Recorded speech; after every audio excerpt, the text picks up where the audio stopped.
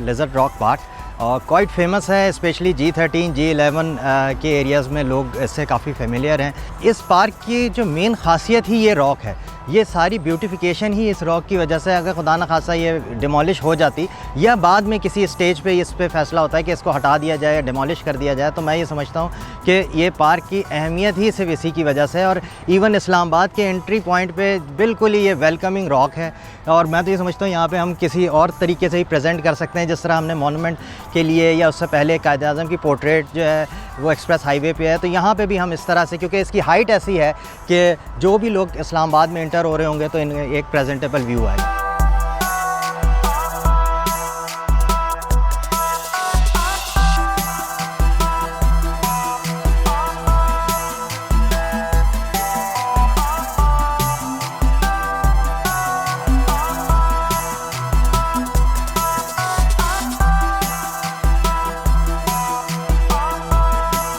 अगर आप शेप इसकी देखेंगे तो it's look like a lizard, लेकिन इनिशियली जब हम लोग इस पार्क को विज़िट किया था या यहाँ पे हम आए थे, जब इनिशियल हमारा यहाँ पे था, तो मोस्ट ऑफ द टाइम इसको हम कहा करते थे टंग ऑफ इस्लामाबाद के नाम से ये ज़्यादा फेमस है।